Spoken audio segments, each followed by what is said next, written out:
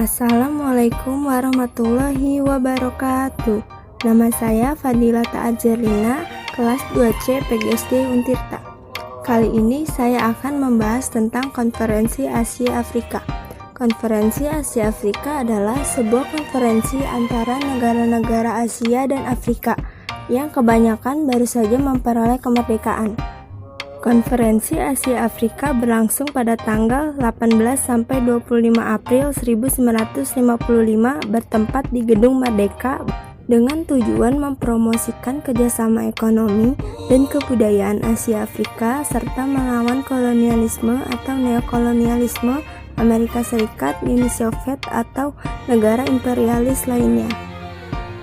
Negara-negara peserta Konferensi Asia Afrika yaitu Afghanistan, Indonesia, Pakistan, Myanmar, Filipina, Kamboja, Irak, Iran, Arab Saudi, Sri Lanka, Jepang, Sudan, Republik Rakyat Tiongkok, Yordania, Suriah, Laos, Thailand, Mesir, Lebanon, Turki, Ethiopia, Liberia, Vietnam Utara, Vietnam Selatan, Pantai Emas, Libya, India, Nepal, dan Yaman.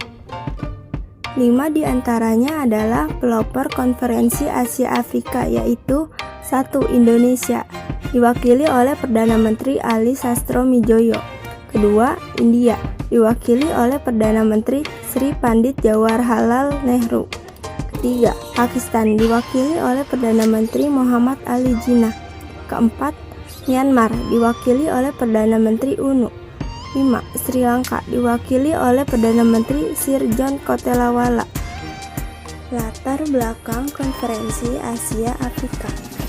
Pertama, negara-negara Asia dan Afrika mempunyai sebuah nasib dan sejarah yang sama, yang merupakan tujuan penjajahan terdapat dalam bangsa-bangsa wilayah Eropa. Kedua, perubahan dalam bidang politik. Setelah berakhirnya Perang Dunia Kedua, khususnya dalam situasi internasional, dikhawatirkan oleh perlombaan senjata antara blok barat dan blok timur. Ketiga, dapat meningkatnya dalam sebuah kesadaran atau negara-negara Asia Afrika yang masih dijajah untuk kemerdekaan. Contohnya, Yaman berjuang sebagai membebaskan Aden dari pemerintahan Inggris. Orang-orang Tunisia, Sudan, Aljazair, Maroko, dan Kongo yakni telah membebaskan terhadap negara asal mereka dari kontrol Eropa dan lain sebagainya.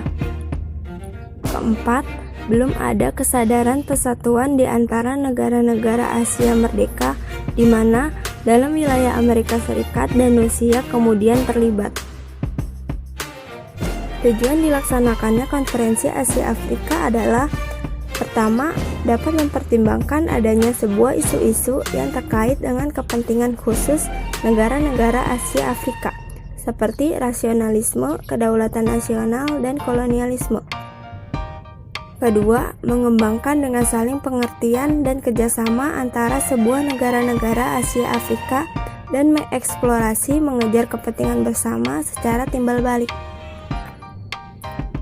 Ketiga, dapat meninjau dalam sebuah posisi Asia Afrika dan orang-orangnya, serta berkontribusi dalam mempromosikan adanya suatu perdamaian dan kerjasama secara internasional.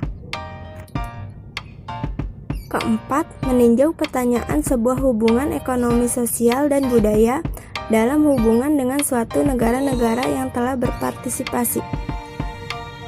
Hasil sebuah konferensi Asia Afrika telah dicatat di Dasasila Bandung dalam bentuk 10 poin, perjanjian, dan deklarasi. Isi Dasasila Bandung tersebut ialah: 1. Menghormati hak-hak dasar manusia dan tujuan-tujuan serta asas-asas yang termuat dalam Piagam PBB. Kedua, menghormati kedaulatan dan integritas teritorial semua bangsa. Ketiga, mengakui persamaan ras dan persamaan semua bangsa baik besar maupun kecil. Keempat, tidak melakukan intervensi atau campur tangan dalam soal-soal besar maupun kecil. Kelima, menghormati hak tiap-tiap bangsa untuk mempertahankan diri secara sendirian atau secara kolektif yang sesuai dengan Piagam PBB. Keenam, tidak menggunakan peraturan-peraturan pertahanan kolektif untuk bertindak bagi kepentingan khusus salah satu negara besar dan tidak melakukan tekanan terhadap negara lain.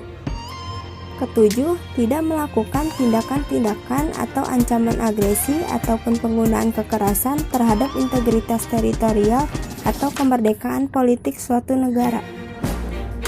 Kedelapan, menyelesaikan segala perselisihan internasional dengan jalan damai, perundingan, persetujuan, arbitrase, atau penyelesaian hukum, ataupun cara damai lainnya, menurut pihak-pihak yang bersangkutan, sesuai dengan Piagam PBB. Kesembilan, memajukan kerjasama untuk kepentingan bersama. Kesepuluh, menghormati hukum dan kewajiban-kewajiban internasional. Sekian pembahasan dari saya, kurang lebihnya mohon maaf. Wassalamualaikum warahmatullahi wabarakatuh.